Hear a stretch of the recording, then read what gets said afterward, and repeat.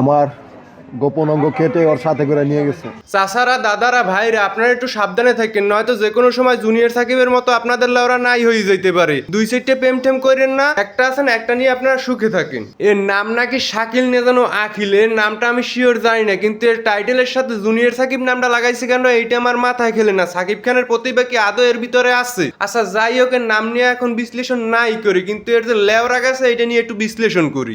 সাকিবের বউ শিখা গিয়া সাকিবের হলো তার প্রমাণ। বাইরে ভাই, আজকালদের মহিলার কি হয়েছে সেইটা আমি বুঝতে পারতেছি না। পুরুষদের লেওরা সাইডটা কি এখন আর মজা পায় না যে কাটতে নিতে হইবে? এই কিছুদিন আগে শুনছি এক মাতারি তার স্বামীর লেওরা কাটতে লই গেছে, আর এখন শুনতে আছি জুনিয়র সাকিবের লেওরা কাটতে লই গেছে তার বউ নাকি তার চাইতে একটু বয়সে বড়। আপনি স্ত্রী জুনিয়র সাকিব আপনার স্বামী, আপনার চাইতে অনেক ছোট, আপনি অনেক বড়, বেশ ভালো কথা। প্রিন্স মমিনুল যেখানে প্রিন্স টিকটক ভিডিও বানায়, সেও তার মায়ের বয়সে একটা মেয়েকে বিবাহ করছে। তাদের ভিতরেও গ্যাঞ্জাম, মারামারি, হানাহানি এগুলো লাগিয়ে থাকে। এই কিছুদিন আগে লায়লা খালা ফেসবুক লাইভে এসে বলছিল প্রিন্স মমিনুল নাকি মদ খাইয়ে তার নাকি থোতা মোতা ফাটাই ফেলাইছে। সে তো তার গোপন অঙ্গ কাটতে লই যায় না, আর আমনে কিনা আপনার স্বামীর সাথে বড় হয়ে তার লেওরাটাই নাকি কাটতে লই গেছে। লেওরাটা কাটতে আপনি শান্তি পেন না, তারপর কিনা জুনিয়র সাকিবের লেওরাটা দিয়ে আপনি নাকি টিকটক ভিডিও বানাইছেন, আবার নাকি ফেসবুকে পোস্টও করছেন। আপনাদের ভিতর গ্যাঞ্জাম আছে, মারামারি আছে। আপনি পারতেন জোরপুরুক জুনিয়র সাকিবের কানের বরাবর জোরে একটা ঠাড়াই কষাই একটা থাবর মারতে,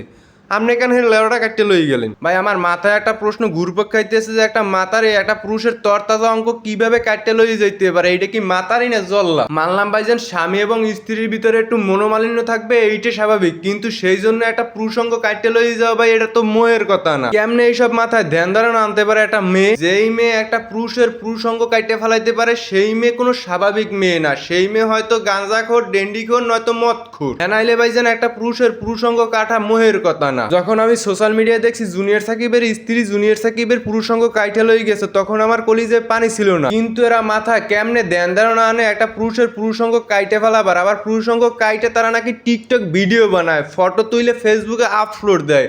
বাবা বাবা বাবা, কি সুন্দর কাজ করছে!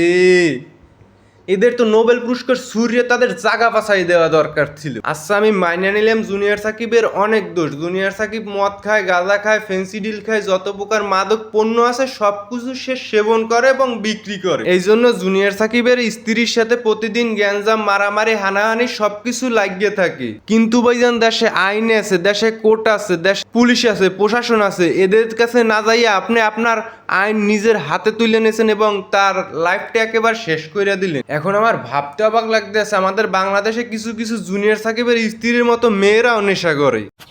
এই করো না কেন? তুমি আর সাকিবের কথা ভুলে যাও না। তুমি যে আমার পাশে যে বসে লাইছি তো আমার এটা না। নাম তো ও নাম কি? সাকিবের কথা কি মনে পড়তেছে?